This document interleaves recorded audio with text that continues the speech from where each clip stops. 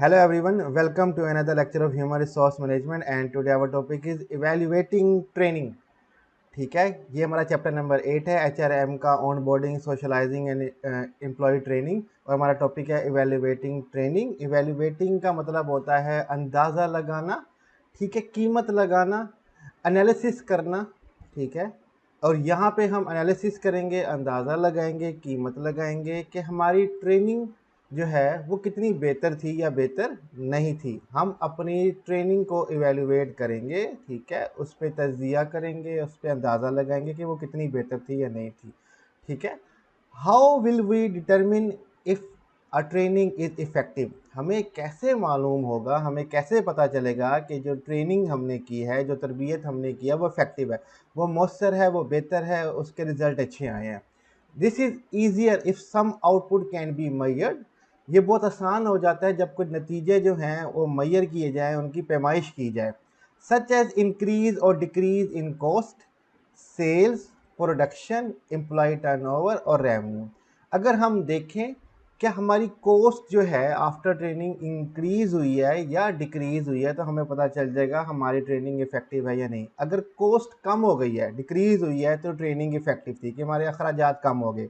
अगर cost increase हुई है तो ट्रेनिंग इफेक्टिव नहीं थी, हमारे अखराजात उल्टा बढ़ गए। सेल्स, अगर सेल्स इंक्रीज हुई है तो इसमें हमारी ट्रेनिंग इफेक्टिव थी। अगर सेल्स डिक्रीज हो गई है तो हमारी ट्रेनिंग इफेक्टिव नहीं थी, यानी कि हम प्रोडक्ट ज़्यादा नहीं बेच पाए। प्रोडक्शन, पैदावार, क्या फैक्ट्री में अब लेबर जो है आफ्टर ट्रेनिंग ज़्यादा पैदावार कर रहे हैं प्रोडक्ट और सर्विसेज के, या कम कर रहे हैं। अगर प्रोडक्शन में इंक्रीज होगा तो ट्रेनिंग इफेक्टिव है, अगर डिक्रीज होगा तो ट्रेनिंग इफेक्टिव नहीं है। इसी तरह एम्प्लॉय टर्नओवर, कितने एम्प्लॉय छोड़ के जा रहे हैं हमारी कंपनी को या छोड़ के नहीं जा रहे।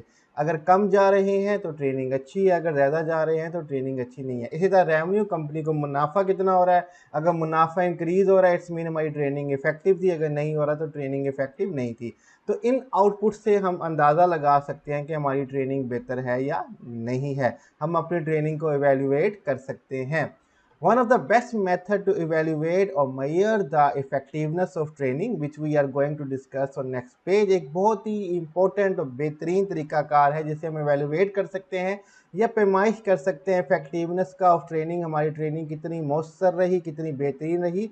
वो जो तरीका है उसको कहा जाता है रिटर्न ऑन इन्वेस्टमेंट, ठीक है, कि कितना आपने सरमाया लगाया और उसका वापसी आपको कितना मिला, ठीक है। HR can calculate a return on investment to evaluate the training by determining the benefit of the training and divided it by the training expense। ये बेसिकली अकाउंटिंग की टर्म है। रिटर्न ऑन इन्वेस्टमेंट मार्केटिंग में भी इस्तेमाल होती है, हर जगह इस्तेमाल होती है। जिसमें जो ह्यूमन रिसोर्स वाले हैं वो वो कैलकुलेट कर सकते हैं रिटर्न ऑन इन्वेस्टमेंट कि हमने जो सरमाया लगाया ट्रेनिंग पे उसका हमें रिटर्न क्या मिला है। टू वैल्यूएट ट्रेनिंग, ट्रेनिंग को इवेल्युएट करने के लिए, उसका अंदाज़ा लगाने के लिए, उसकी कीमत लगाने के लिए क्या वो बेहतर थी या नहीं थी। By determining the benefit of training, जब हमें ट्रेनिंग का फ़ायदा पता चल जाएगा और उसको हम डिवाइड कर देंगे ट्रेनिंग के एक्सपेंस के साथ, तो हमारे पास रिटर्न ऑन इन्वेस्टमेंट आ जाएगा। फॉर एग्जाम्पल, मिसाल के तौर पे आफ्टर ट्रेनिंग, तरबियत के बाद, a delivery driver is able to make 5 additional deliveries each day, कि एक डिलीवरी ड्राइवर है जो कि सामान पहुंचाता है मुख्तलिफ जगहों पे।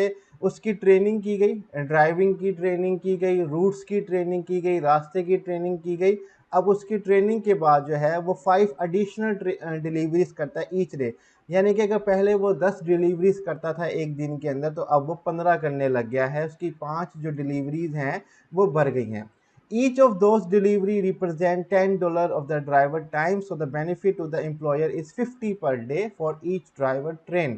अब एक डिलीवरी जो एक्स्ट्रा हम करते हैं उसका जो मुनाफा है वो $10 है, ठीक है। अगर 5 की जा रही हैं आफ्टर ट्रेनिंग के बाद, जो मालिक है, एम्प्लॉयर है, उसको $50 का एक दिन का फ़ायदा होगा एक ड्राइवर से, ठीक है, एक ड्राइवर से। अगर ज़्यादा ड्राइवर हैं तो ज़ाहिर बात है फिर ज़्यादा मुनाफा होगा, लेकिन एक ड्राइवर का 50 जो है वो मुनाफा होने लग गया है आफ्टर ट्रेनिंग के बाद, ठीक है।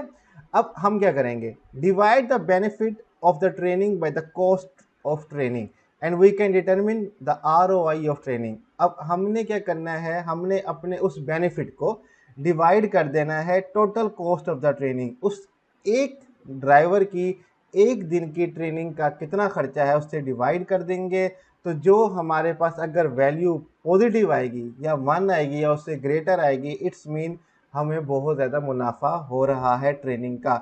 तो हमें पता चल सकता है कि हमारी रिटर्न ऑफ इन्वेस्टमेंट ट्रेनिंग पे कितनी ज़्यादा हुई है। तो ये बेस्ट तरीका है ट्रेनिंग को इवेल्युएट करने का, रिटर्न ऑन इन्वेस्टमेंट। तो यहीं पे हमारा इवेल्युएटिंग ट्रेनिंग का जो टॉपिक है वो कंप्लीट हो जाता है। स्लाइड्स का लिंक मैं डिस्क्रिप्शन में दे दूंगा, वहाँ से डाउनलोड कर सकते हैं और कोई भी क्वेश्चन और टॉपिक से रिलेटेड आप हमसे पूछ सकते हैं। अपना ख्याल रखिएगा। खुदा हाफिज़।